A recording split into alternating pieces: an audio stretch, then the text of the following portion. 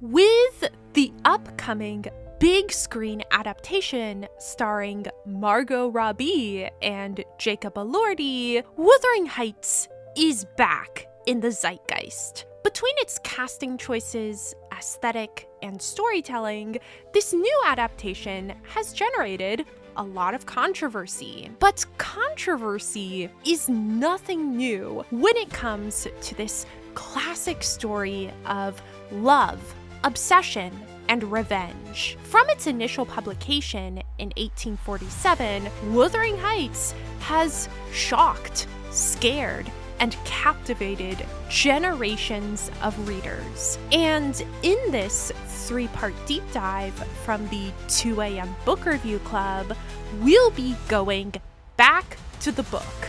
We'll be going back to the original text. We'll explore the characters, themes, and nuances of Emily Bronte's complex and layered narrative, and we'll discuss why 179 years after its publication, the world is still obsessed with Wuthering Heights. This is episode 2.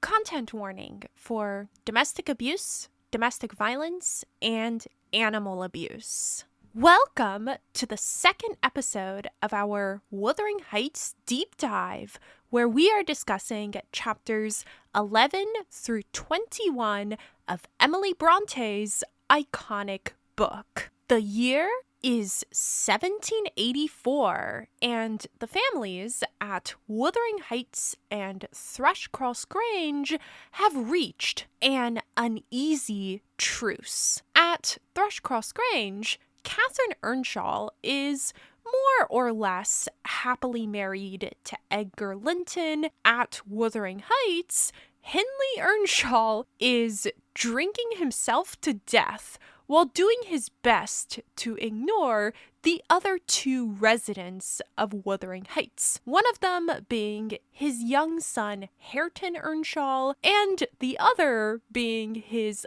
unwelcome roommate Heathcliff. Remember, this story is largely being told to us by housekeeper Nellie Dean, and in her narration, she foreshadows the end of this fragile status quo by comparing Heathcliff to, quote, an evil beast waiting his time to spring and destroy. But before we get into the disintegration of this fragile truce, let's take a moment to check in with Heathcliff. As I mentioned in episode 1, I do regard him as the main character of Wuthering Heights. From his arrival at Wuthering Heights in 1771 to his long-term humiliation and degradation by Henley Earnshaw throughout the 1770s,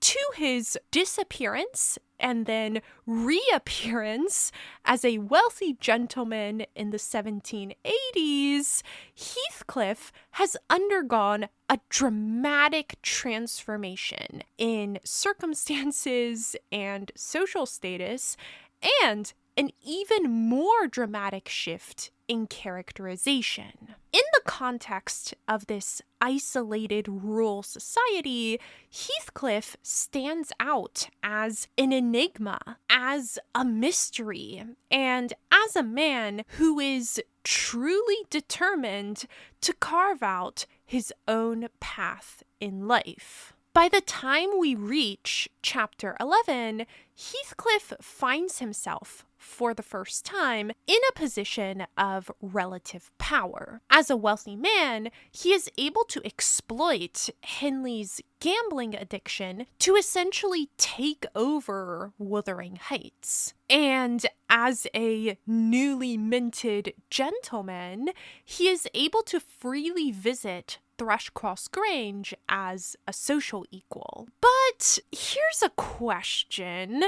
What does Heathcliff, at this point, actually want? Cathy, the love of his life, is married to Edgar Linton, and his old enemy, Hindley Earnshaw, has fallen into a spiral of depression and addiction that will eventually kill him even without Heathcliff's help.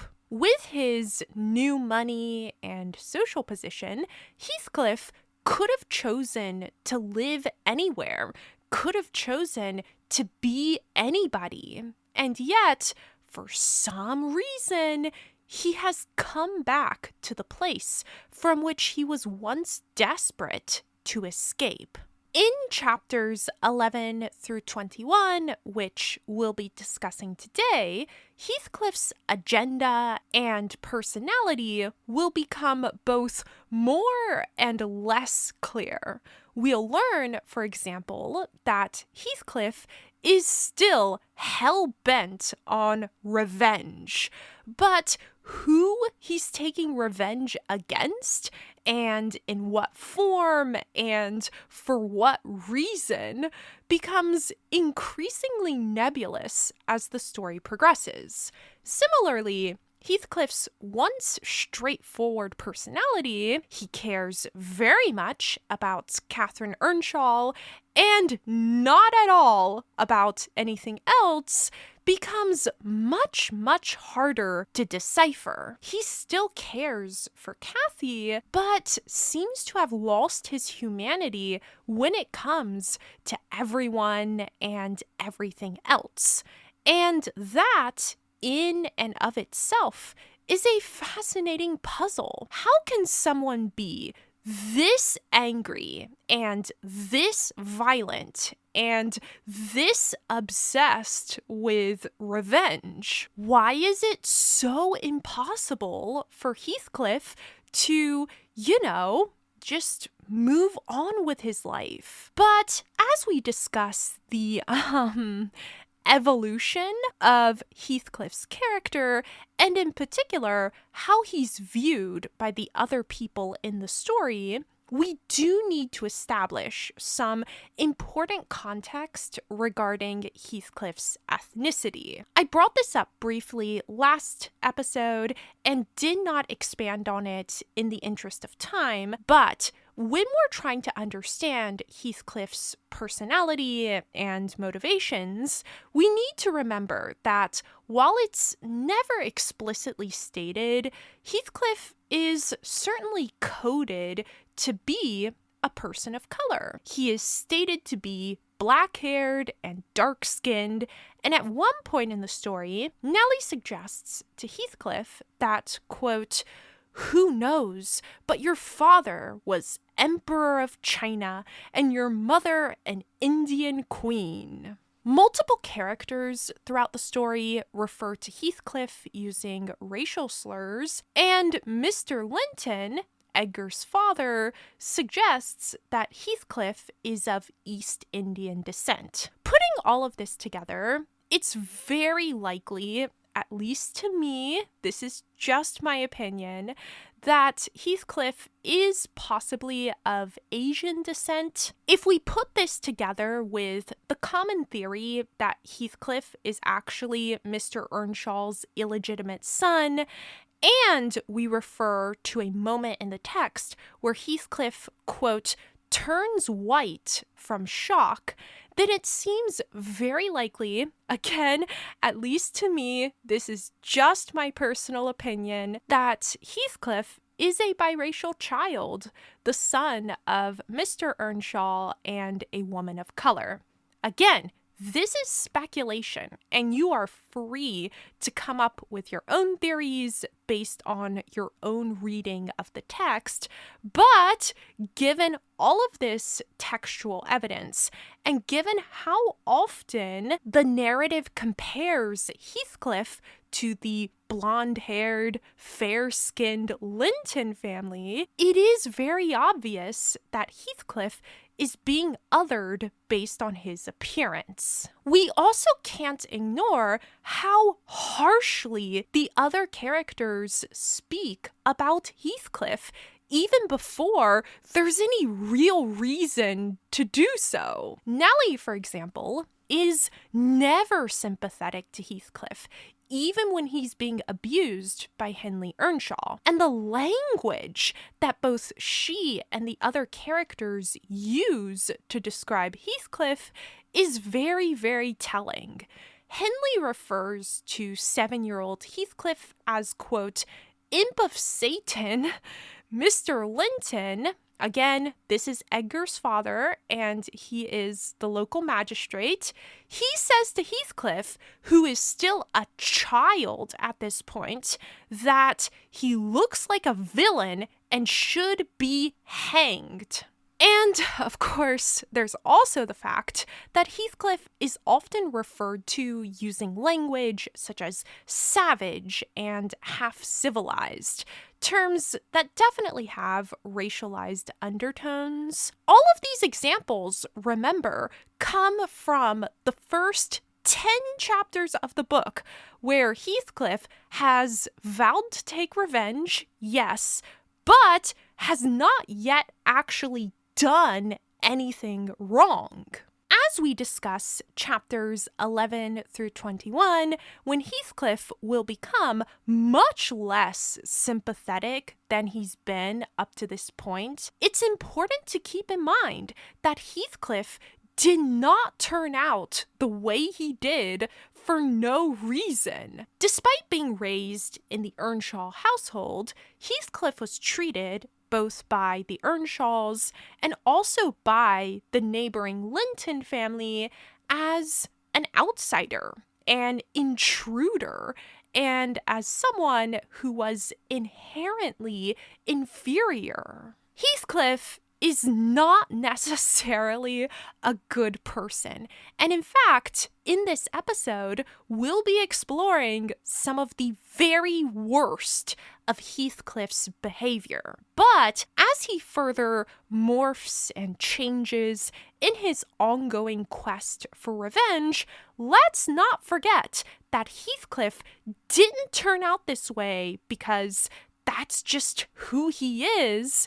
Instead, he turned out this way because of long-term abuse, violence, and discrimination.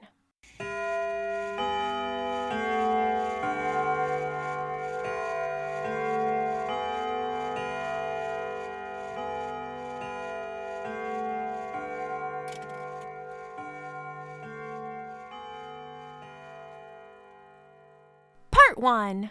The Marriage from Hell. As we discussed at the top of the episode, Chapter 10 ended with this uneasy truce between Cathy, Edgar, and Heathcliff. But this unsustainable dynamic is shattered when Heathcliff decides to take advantage of the fact that Isabella Linton, who is Edgar Linton's 18-year-old sister, has developed a massive crush on him. Heathcliff is initially contemptuous of Isabella's feelings for him, as he tells Cathy, and I quote, "You'd hear of odd things if I lived alone with that mawkish, waxen face.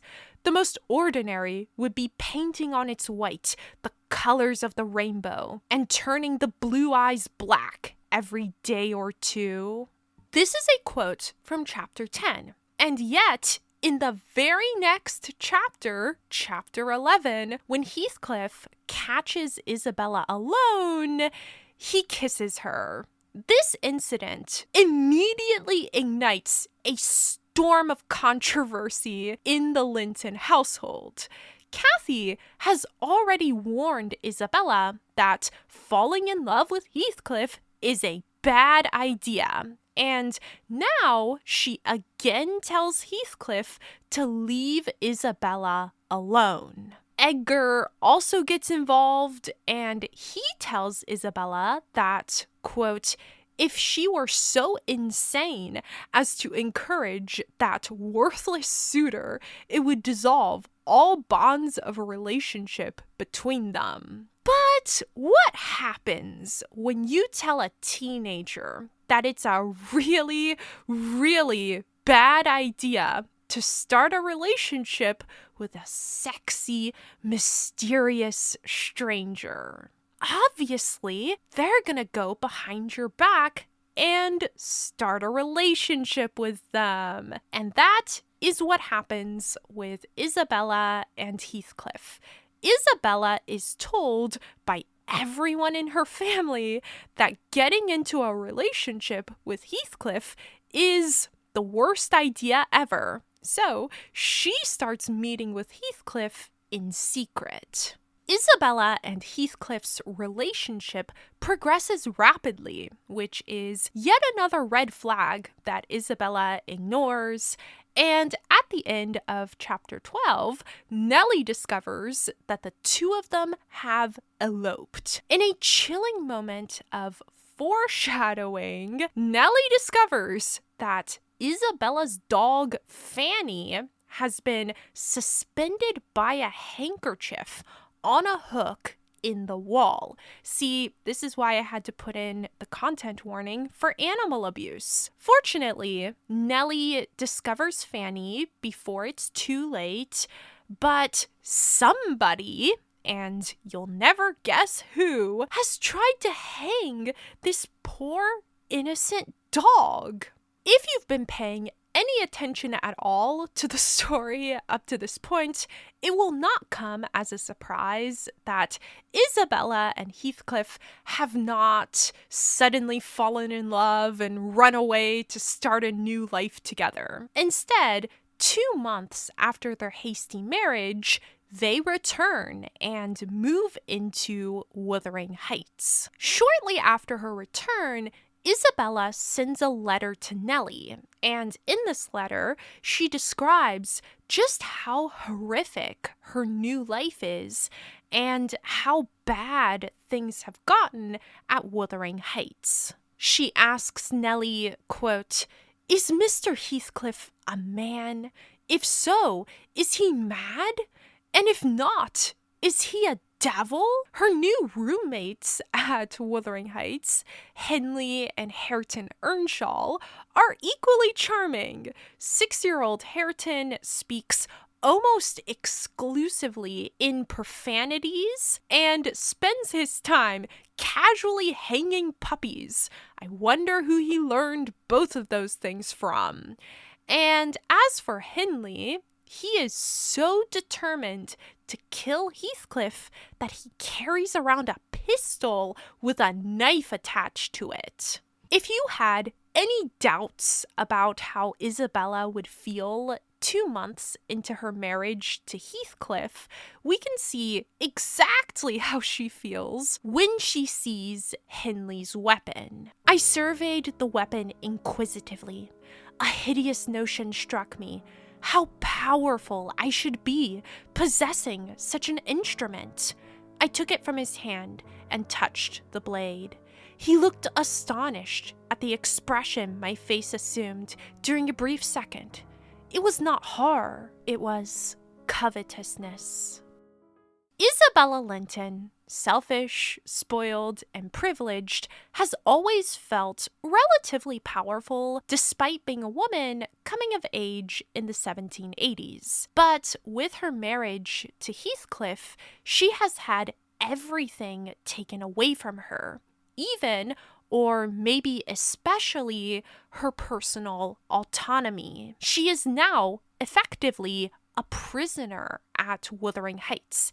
And so when she sees Henley's weapon, she doesn't see a weapon of violence. She sees instead a way to get back her power. I really don't think it's possible to read Isabella's letter without feeling bad for her. She ends the letter by admitting that she's made a terrible mistake. She tells Nellie, quote, "I do hate him. I am wretched. I have been a fool." Heathcliff's marriage to Isabella and his subsequent mistreatment of her marks yet another important turning point in his character development. Up to this point, he has often spoken of revenge, it's true, but what has he actually done? He has regretted saving baby Hareton from his father's violence. He has taught child Hareton to speak exclusively in profanities, and he has driven Hindley so far into gambling debts that Wuthering Heights is now indefinitely mortgaged to Heathcliff. All of this is bad, obviously, but Heathcliff's treatment of Isabella takes his behavior to a completely different level. Isabella Linton is an innocent, or as close to innocent as anyone in this book gets.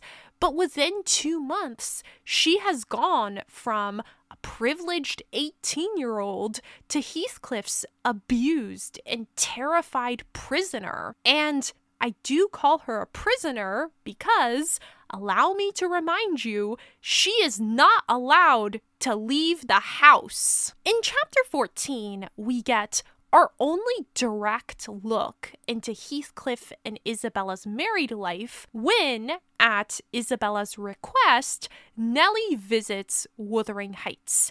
And in this chapter, we see that aside from Heathcliff's physical and psychological abuse, he really enjoys degrading Isabella from a privileged young lady into, and please note that this is a direct quote from Heathcliff, not my words, quote, a mere slut. She degenerates into a mere slut. She is tired of trying to please me uncommonly early. You'd hardly credit it, but the very morrow of our wedding, she was weeping to go home. However, she'll suit this house so much the better for not being over nice, and I'll take care she does not disgrace me by rambling abroad. Well, sir, returned I hope you'll consider that Mrs. Heathcliff is accustomed to be looked after and waited on, and that she has been brought up like an only daughter, whom everyone was ready to serve.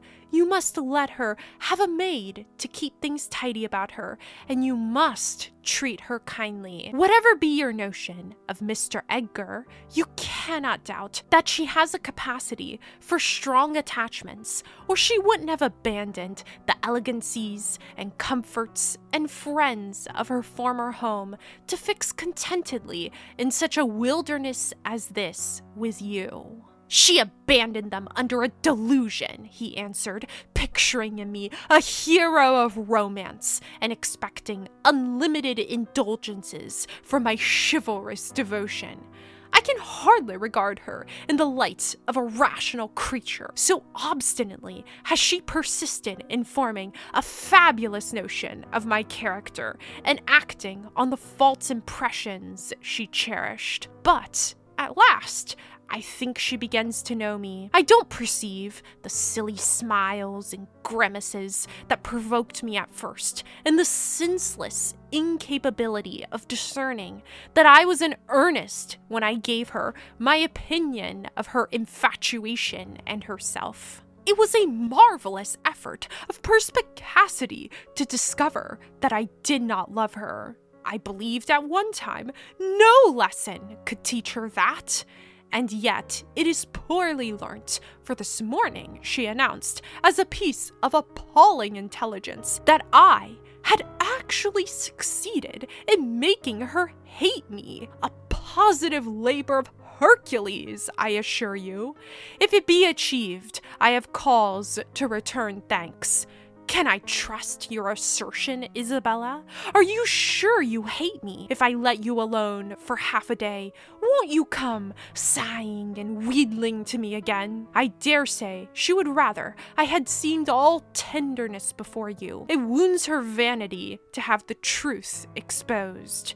But I don't care who knows that the passion was wholly on one side, and I never told her a lie about it. She cannot accuse me of showing one bit of deceitful softness.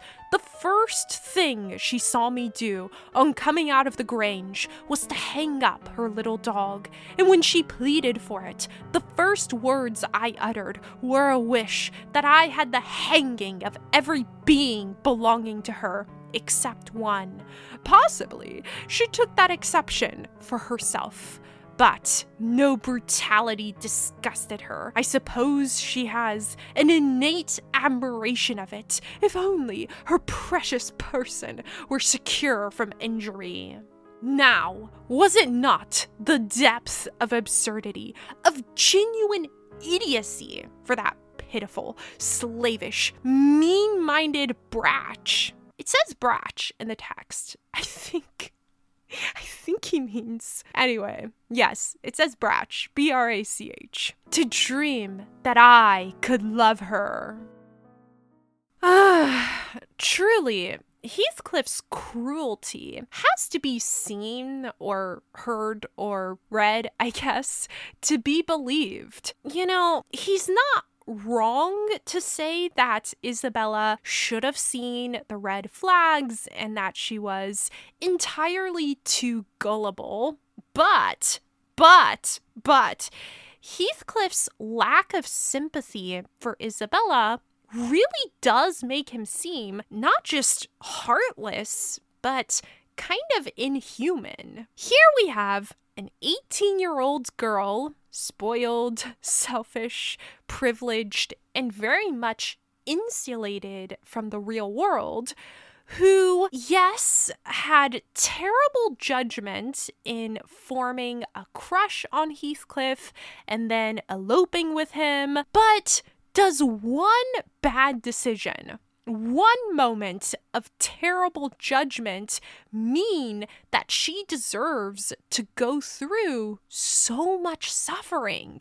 Does Heathcliff's dislike of Edgar Linton justify his behavior towards Isabella? I would say, obviously not. But one of the reasons that Isabella has always been one of my favorite characters in Wuthering Heights is because while she does become a victim of Heathcliff's violence and abuse, she doesn't end the story as a victim. Instead, in chapter 17, Isabella finally escapes Wuthering Heights and makes her way to Thrushcross Grange, where she tells Nellie that she is leaving Heathcliff for good. "I can recollect yet how I loved him," she says to Nellie, a little wistfully. But then she makes it clear that her love for Heathcliff is very much dead. Quote, "Monster, would that he could be blotted out of creation and out of my memory." Nellie tells Isabella that Heathcliff is not a monster, just a human being, but Isabella disagrees. She tells Nellie, "He's not a human being. I gave him my heart, and he took and pinched it to death and flung it back to me." Isabella describes to Nellie the chaotic night before her escape from Wuthering Heights, during the course of which Hindley tried to lock Heathcliff out of the house. Heathcliff broke into the house. Hindley tried to murder Heathcliff, and Heathcliff retaliated by attacking Hindley. Clearly, tensions were running high at Wuthering Heights, which kind of explains why at breakfast the next morning, when Isabella angers Heathcliff, he throws a knife at her. Isabella, fearing for her life, flees to Thrushcross Grange. She is at last safe, and she will do anything to escape Heathcliff permanently.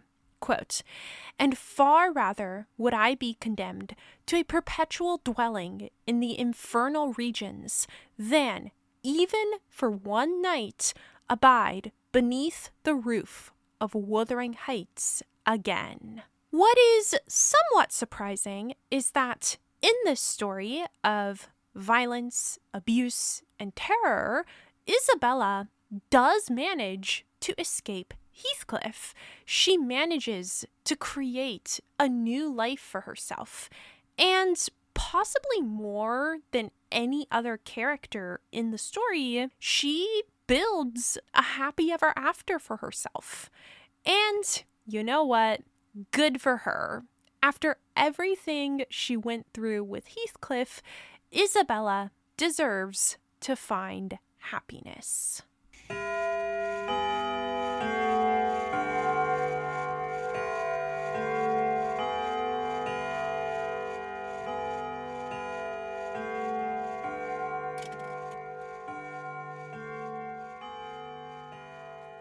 Part 2.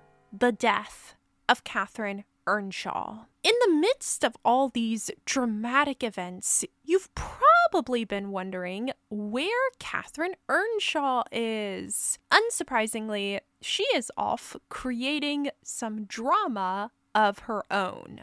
So, let's rewind the timeline back to before Isabella's ill-fated decision to run off with Heathcliff and discuss where Catherine is and what she's up to. Now, Kathy has always been against Heathcliff and Isabella's relationship. Given her feelings for Heathcliff, this opposition might seem selfish, but in fact, if we listen to what she says, we can see that her reasoning is actually kind of sound. In chapter 10, she tells Heathcliff to leave Isabella alone. Then, in chapter 11, after Heathcliff kisses Isabella, she asks him why he seemingly changed his mind. If you like Isabella, she tells Heathcliff, you shall marry her. However, she follows this up with the very natural question, but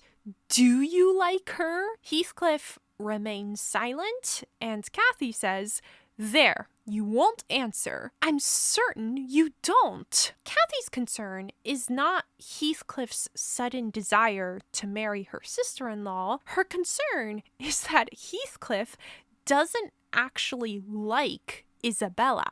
Unfortunately, Kathy's very reasonable, very natural doubts about Heathcliff's sudden change of heart triggers an argument that will forever change the course of her life. Up to this point, Heathcliff has been playing a part, the part of Kathy's old friend who has more or less accepted her marriage and who is content to hang around the edges of her life, visiting her perhaps suspiciously often as an old platonic friend. But now, during this argument about his intentions towards Isabella, that mask really cracks, and we see that underneath his gentlemanly facade, Heathcliff is the exact same boy who left Wuthering Heights that stormy night 4 years ago. Furious with Kathy's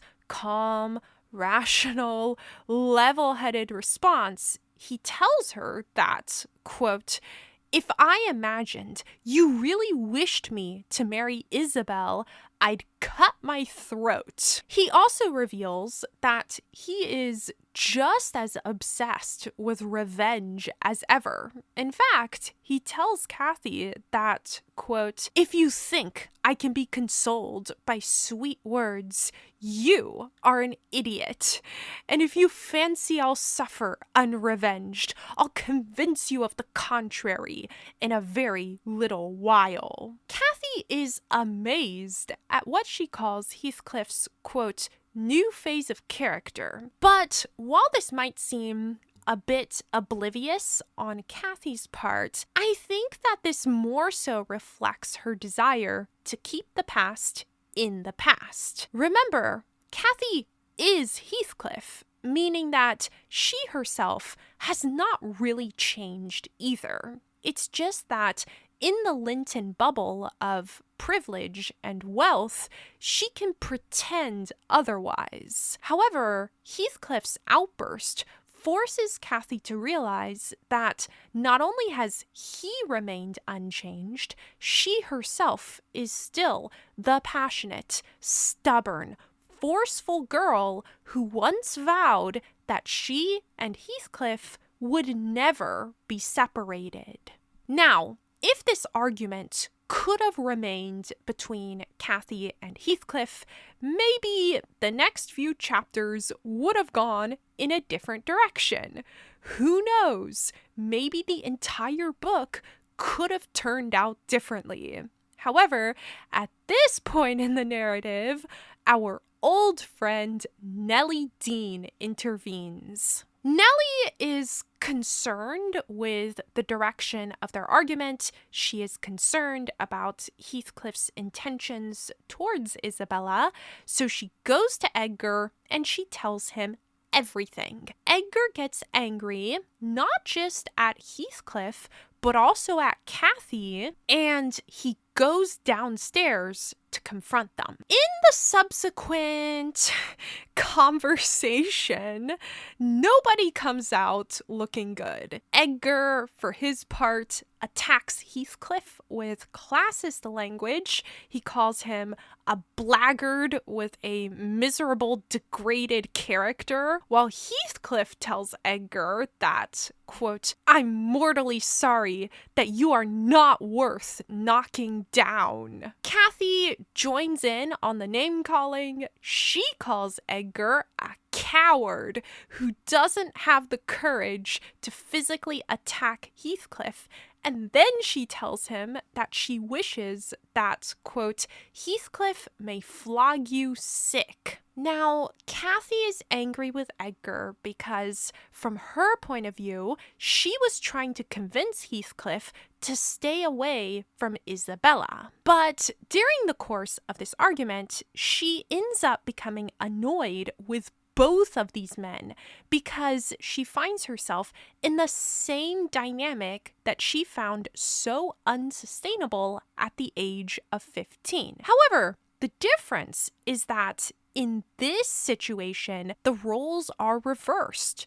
Before her marriage, she defended the socially inferior Heathcliff against the wealthy and privileged Edgar. But now that Heathcliff has obtained money and social status, she sees herself as protecting the weak Edgar against the strong Heathcliff. Now, Edgar, true to his nature, is overcome with, quote, mingled anguish and humiliation, and Kathy loses her patience completely. She mocks him as a coward again.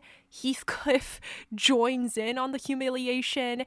And this part of the scene really mirrors how Kathy and Heathcliff joined forces to mock Isabella back in chapter 10. Truly, these are two people who bring out the worst in each other. Heathcliff calls Edgar, quote, a milk-blooded coward, and he adds tauntingly to Kathy, quote, I compliment you on your taste, and that is the slavering, shivering thing you preferred to me. Edgar, for the first and only time in the book, loses his temper and punches Heathcliff in the throat. He then leaves the room to fetch some servants as backup. And while at first Heathcliff is so mad that he threatens to crush Edgar's ribs in like a rotten hazelnut, he does turn out to have some sense of self-preservation and instead makes his escape. After all this, Kathy goes to her room where Edgar confronts her. He asks her, quote, will you give up Heathcliff hereafter, or will you give up me? Now, Edgar is not being unreasonable, right? Kathy is married to Edgar, not Heathcliff.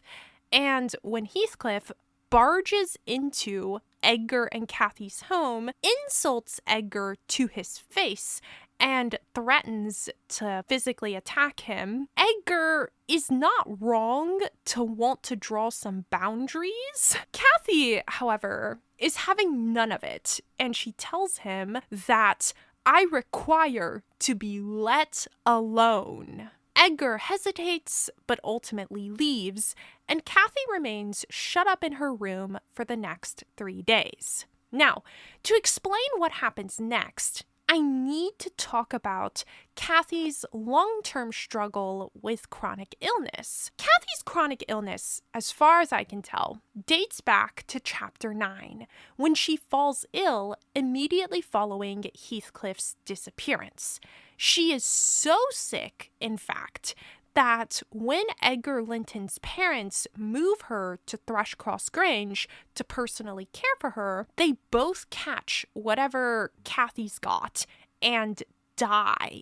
Kathy survives, but clearly, whatever disease she had, it was dangerous enough to kill 2 other people. Even after her recovery, the doctor warns that she will continue to suffer repercussions. Quote, "The doctor had said that she would not bear crossing much. She ought to have her own way." And the reason that she needs to have her own way is that whenever post-recovery Kathy is seriously stressed or seriously angry, she suffers from what Nellie describes as fits. Now, despite the fact that Kathy almost died and is still suffering from the after effects of her illness, Nellie is not sympathetic.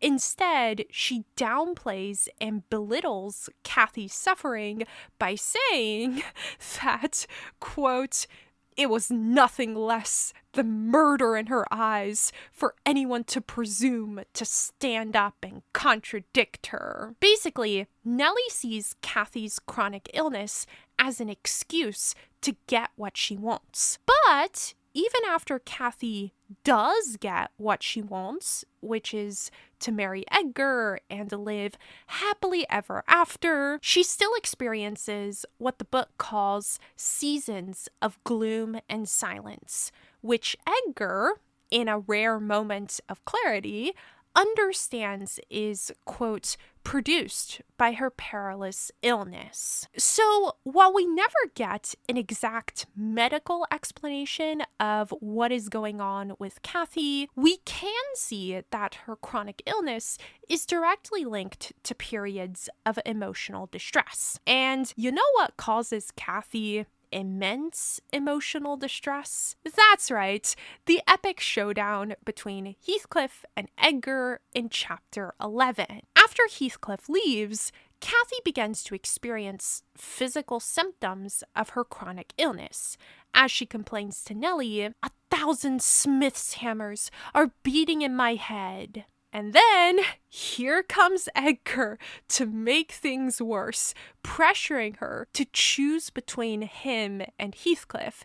And Kathy has a full breakdown. She dashes her head against the arm of the sofa, she can't breathe, and she is so pale that she has, quote, assumed the aspect of death. Edgar, understandably, looks terrified. That is a direct quote. He has always taken Kathy's chronic illness seriously, and he understands that maybe this time he's gone a bit too far. However, you know who else is in the room with Kathy and Edgar? Nellie, who has always thought that Kathy exaggerates her illness in order to get her own way. Nellie tells Edgar, quote, "There is nothing in the world the matter," and she convinces him to leave Kathy alone. Even when Kathy doesn't leave her room for 3 days, which you would think is a clear sign that something is wrong, Edgar spends those 3 days, quote, in the library and did not inquire concerning his wife's occupations. When Kathy finally emerges from her room, she demands to know where the heck Edgar is. "What is that apathetic being doing?" she asks Nellie. "Has he fallen into a lethargy, or is he dead?" Nellie makes the situation infinitely worse by convincing her that Edgar is fine, that he has been spending the past 3 days in his library, and that he hasn't been worried about her at all. This is not entirely untrue, but 1, Nellie is again refusing to take accountability for her own actions, and 2, it is the worst possible thing that she could have said to Kathy at this moment in time. Kathy senses that Nellie is being at least a little malicious in her response. She tells Nellie, "I begin to fancy you don't like me." And I'm over here like, Kathy, girl, how are you just now realizing this? But in her weekend condition, she has not eaten or slept in 3 days. The idea that Edgar doesn't actually care about her is enough to send her into delirium. She pulls her pillow apart and starts sorting through the feathers inside of it. She doesn't recognize her own face in the mirror. And most of all, she longs for Wuthering Heights. "I wish I were a girl again," she tells Nellie plaintively, "half savage and hardy and free." This scene clearly reflects not only how ill Kathy is, but also her desire to escape, her desire to dissociate from this situation that, yes, she helped to create, but which has become unbearable. When Edgar finally comes to visit Kathy, he at last recognizes Nellie for the unreliable narrator that she really is. And in chapter 12, for the first and last time, we see Nellie being held somewhat accountable for her actions. Edgar says to her, "You knew your mistress's nature, and you encouraged me to harass her, and not to give me one hint of how she has been these past 3 days. It was heartless." Kathy also realizes what happened and that Edgar is not entirely at fault. She accuses Nellie of being, quote, "my hidden enemy." Again, I don't know how she is just now realizing that Nellie doesn't really like her, but better late than never, I guess. Kathy remains ill for the next few months, and it's tragic to see by chapter 15 how much her illness has changed her and how little hope there is that she'll recover.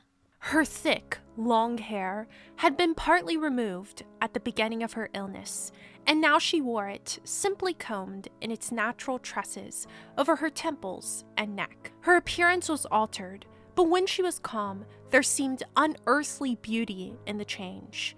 The flash of her eyes had been succeeded by a dreamy and melancholy softness. They no longer gave the impression of looking at the objects around her. They appeared always to gaze beyond, and far beyond, you would have said out of this world. Then, the paleness of her face, its haggard aspect, having vanished as she recovered flesh, and the peculiar expression arising from her mental state, though painfully suggestive of their causes, added to the touching interest which she awakened, and invariably to me, I know, and to any person who saw her, I should think, refuted more tangible proofs of convalescence, and stamped her as one doomed to decay.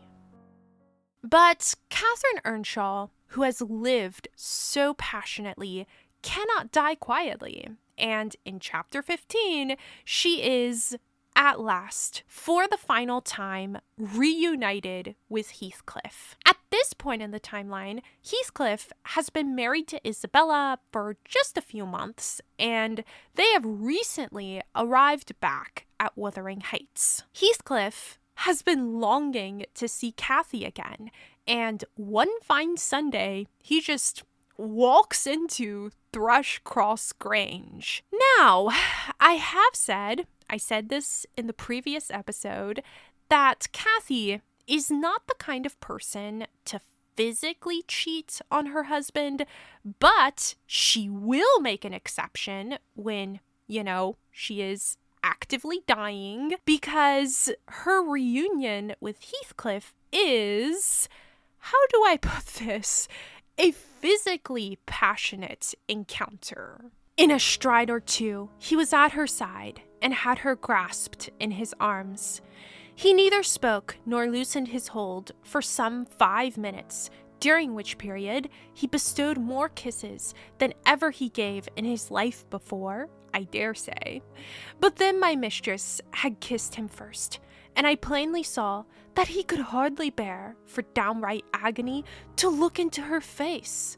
The same conviction had stricken him as me from the instant he beheld her, that there was no prospect of ultimate recovery there.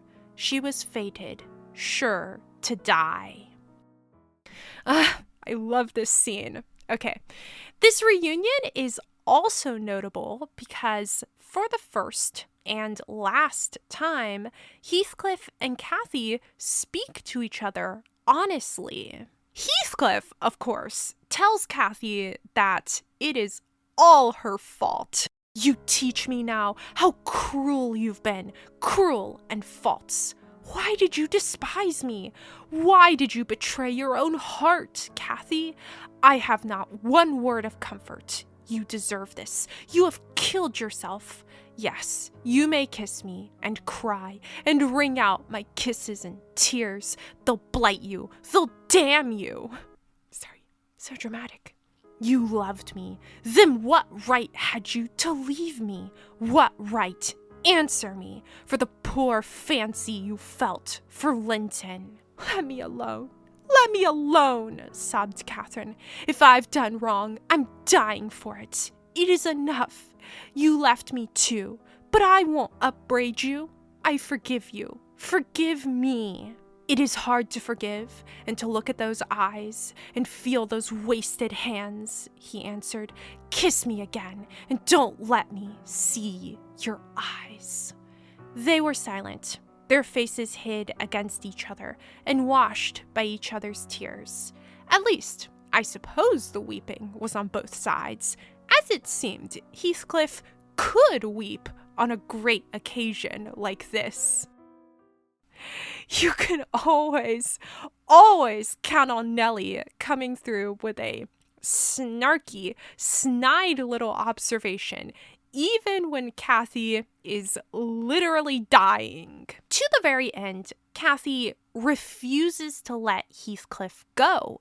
She loses consciousness in his arms, and Heathcliff only leaves when Edgar finally returns. In the chaos of Kathy's health emergency, Edgar lets Heathcliff go, and Kathy dies shortly after giving birth to a daughter without ever recovering consciousness. Yes, she was pregnant this whole time. Catherine Earnshaw, who has caused so much pain and joy, who has been selfish but also sympathetic, who never found a place where she truly belonged, has died at the age of 19.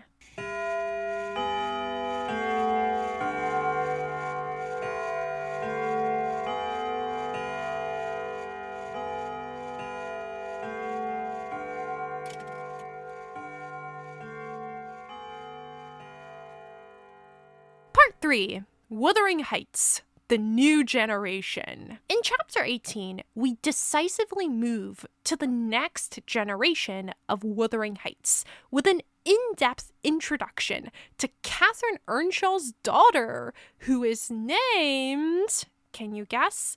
Catherine. For purposes of clarity, I'm going to refer to Catherine's daughter as Kathy Jr. or Kathy 2.0, and then in the next and final episode of our deep dive, which will come out next week, I'll just refer to her as Kathy. Kathy 2.0, Kathy Jr., is a real beauty as Nellie tells us, she has her father's fair skin and blonde hair, but she has her mother's dark eyes. Like most children, she has her good qualities and her bad qualities. Among her good qualities are that, quote, her anger was never furious, her love never fierce. It was deep and tender. But as the only child of Edgar Linton, she grows up to be deeply spoiled. She threatens to tell her father when someone upsets her. And Edgar, for his part, almost never disciplines her. By the time she reaches the age of 13, Kathy Jr. has just one thing that makes her beautiful, spoiled, privileged life incomplete. And that thing is the fact that she doesn't have the freedom to explore the Yorkshire moors by herself.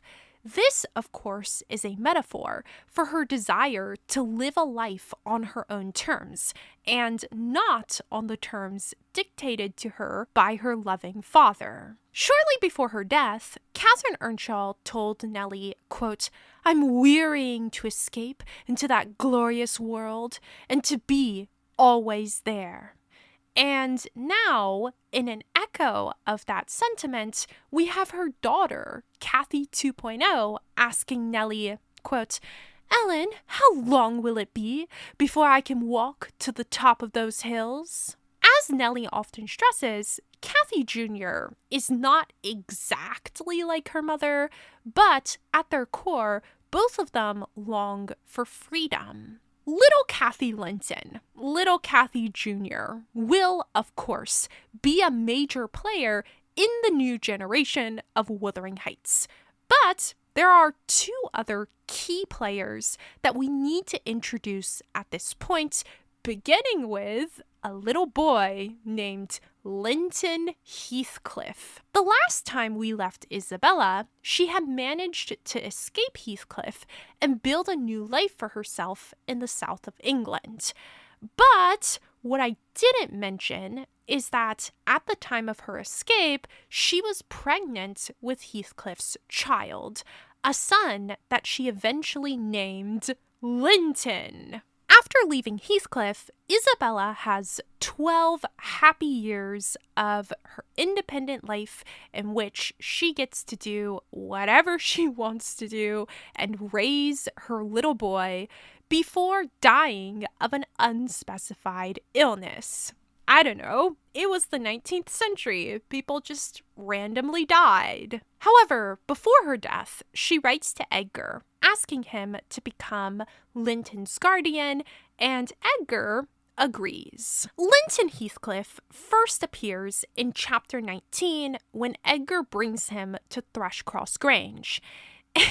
And okay, let's put it this way. I take back anything I said about Kathy Jr. being spoiled, because Linton Heathcliff is hands down the most indulged, spoiled child in the entire book. In his first appearance, he complains that he can't sit on a chair before bursting into tears. Now, he does deserve sympathy because his mother just died and his uncle, whom he never met before, has come to pick him up and has transported him to the strange and unfamiliar world of the Yorkshire moors. But what his initial introduction does make clear is that this is not a boy who has his own motivations or agency.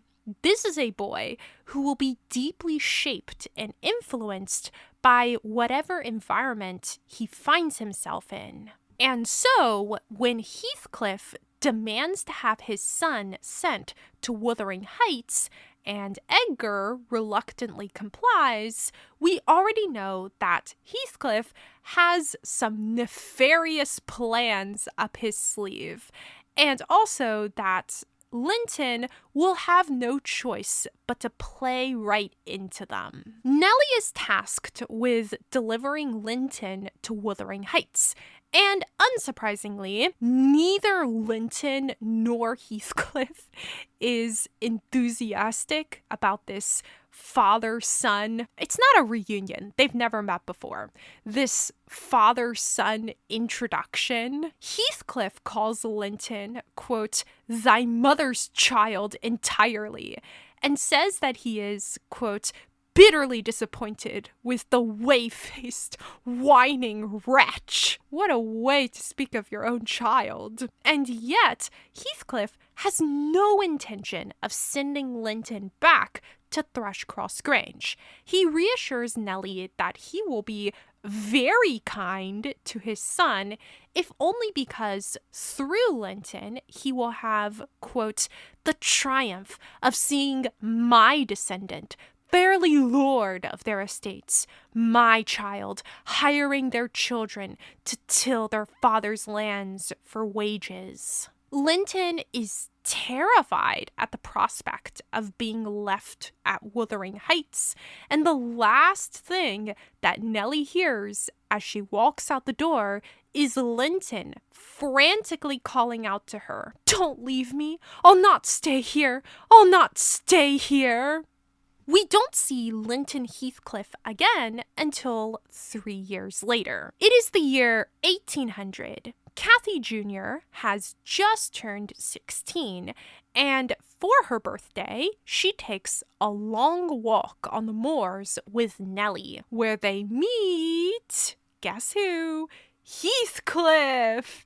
Heathcliff, against Nellie's wishes, introduces himself and insists that they come back with him to Wuthering Heights. And at Wuthering Heights, Cathy Jr. once again encounters Linton. Now, Cathy has always had a soft spot for Linton. At their very first meeting, when they were both 13, she was very indulgent towards him. She was looking forward to making him her playmate. But then, of course, he was taken away from her. And so now, when she finds him again, she is happy. She's enthusiastic. And Linton, well, Linton could not be enthusiastic about something if his life depended on it. At Wuthering Heights, Heathcliff reveals to Nellie that he intends for Linton and little Cathy Jr. to marry. You know what? Maybe they're not entirely incompatible, because the highlight of Linton and Cathy Jr.'s interaction is when they team up to make fun of a teenaged Hareton Earnshaw for having a strong Yorkshire accent. Charming children, truly. If the name Hareton Earnshaw sounds familiar, it's because he is the third and final key player in the next generation of Wuthering Heights. 6 years older than Linton and Cathy Jr., Hareton has had a truly harrowing childhood. His father, Hindley, subjected him to violence and abuse before dying when Hareton was only 6 years old. After Hindley's death, his guardian has been Heathcliff, who deprives him of an education, teaches him to speak exclusively in profanities, and forces him to do physical labor on the farm. In other words, he subjects Hindley's son to the exact same treatment that he himself experienced at Hindley's hands. And yet, the irony here is that Heathcliff admires Hareton and wishes that this were his son, not Linton. He describes Linton as, quote, tin polished to ape a service of silver, while Hareton is gold put to the use of paving stones. And you might begin to wonder at this point what Heathcliff is actually trying to do. Why is he acting against his own best interests in degrading the boy he wishes were his own son? While Hindley Earnshaw was alive, I mean, it's true, Hareton was a useful tool of revenge. But now it's 1800. Henley Earnshaw has been dead for 16 years. He doesn't know what's happening to his son, and in degrading Hareton, the only person Heathcliff is actually hurting is Hareton. And Heathcliff himself admits the boy doesn't really deserve it. So what is really going on here? And by the year 1800, who has Heathcliff become?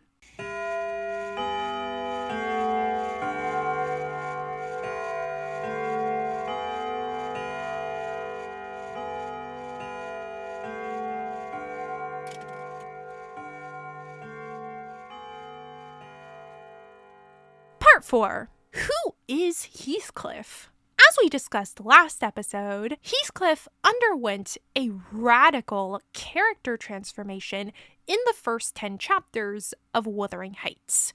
In the first 10 chapters, he went from a quiet and relatively emotionless young child to an angry and potentially violent young man hell-bent on revenge against Henley Earnshaw. Which is why, after his triumphant return as a mysteriously rich gentleman, Heathcliff moved into Wuthering Heights, enabled Henley's gambling addiction, and eventually gained effective ownership of Wuthering Heights via the mortgage that Henley took out in a vain effort to pay back his debts. And yet, even through Nellie's perspective, we can tell that Heathcliff's heart is not really in this systematic ruination of Henley's life. By this point in the story, Heathcliff doesn't really seem to care what happens to Henley Earnshaw. On the one hand, this kind of makes sense. Heathcliff never cared about Henley as a person. What he cared about is what Henley did to him. But by 1784, Henley's actions no longer had a direct impact on Heathcliff's life.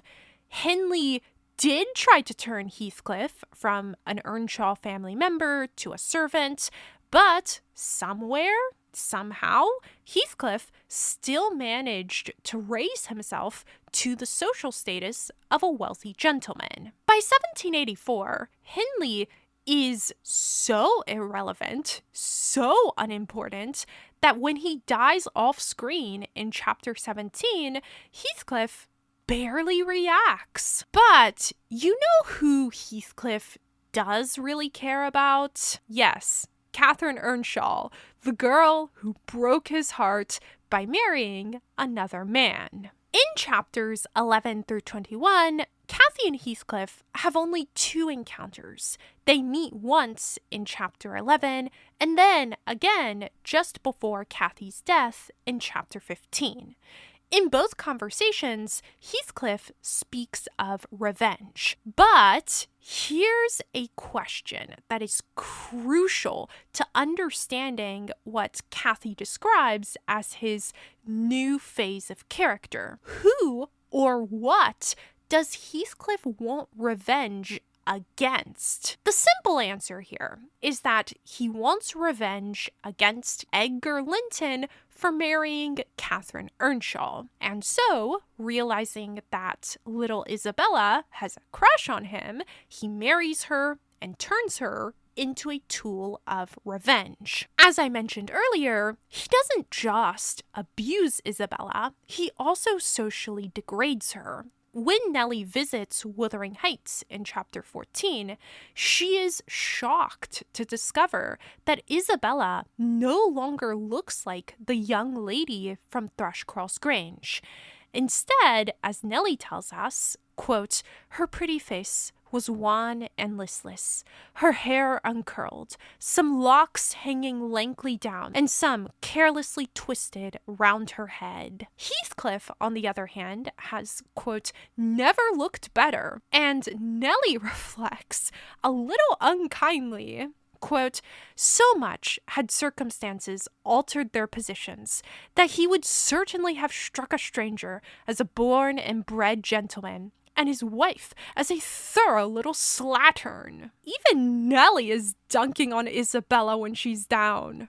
But this scene does strike me as very strange because, okay, Heathcliff is taking out revenge for his social degradation, sure. But why is his target Isabella Linton? The person who tried to reduce Heathcliff to a servant was Hindley Earnshaw, and Hindley has no connection to Isabella. Has Heathcliff simply begun to lose focus, or is there something deeper that we're missing here? This is why the simple explanation that Heathcliff wants revenge against Edgar for marrying Cathy doesn't really work. Instead, let's take a closer look at what Heathcliff actually says to Cathy in chapters 11 and 15. In chapter 15, for example, he tells Cathy, quote, misery and degradation and death and nothing that God or Satan could inflict would have parted us. You, of your own will, did it. Heathcliff knows that Cathy married Edgar of her own free will. And so, if he were going to be angry with anyone, it would make far more sense for him to be angry with Cathy herself. And Cathy is very aware of this. In chapter 11, after Heathcliff accuses her of, quote, having treated me infernally, Cathy retorts, quote, quarrel with Edgar if you please, Heathcliff, and deceive his sister. You'll hit on exactly the most efficient method of revenging yourself on me. And then again, in chapter 15, Cathy blames Heathcliff for her untimely death. Quote, I shall not pity you, not I. You have killed me and thriven on it, I think. Heathcliff will always deny that he wants revenge on Cathy, or that he could ever wish her harm. In chapter 11, for example, he tells her, I seek no revenge on you. That's not the plan. But I think it's very telling that the person who dies as a direct result of the stress and anxiety that Heathcliff causes, is not Edgar. It's Cathy, the alleged love of his life. When Cathy does die, Heathcliff isn't sad. He's furious. May she wake in torment, he tells Nellie with what she calls ungovernable passion. He is angry with Cathy, angry that she's dead, angry that she's beyond his reach, angry at the very idea that she could finally rest in peace. Angry, maybe, that she was right, that he did want to revenge himself on her, and that, as a direct result of that desire, she is now dead. He sees himself as her murderer, and far from being able to put the past in the past, far from thinking that his revenge is now complete, Cathy's death only fuels Heathcliff's desire to reach some kind of satisfactory endpoint, some kind of emotional closure. And so he turns his attention to the next generation, to his son Linton, Hindley's son Hareton, and of course, Cathy's daughter, little Cathy Jr. By chapter 21, when he reveals his nefarious plan to marry off Linton and Cathy 2.0, Heathcliff has clearly come to see himself as some kind of revenge mastermind, as the ultimate puppet master who is controlling everything behind the scenes. But I have to ask, what is the point of manipulating this group of children? What does Heathcliff actually want to accomplish here? And who or what is he trying to take revenge against now that both Cathy and Hindley are dead? Ultimately, you have to wonder if Heathcliff himself really knows.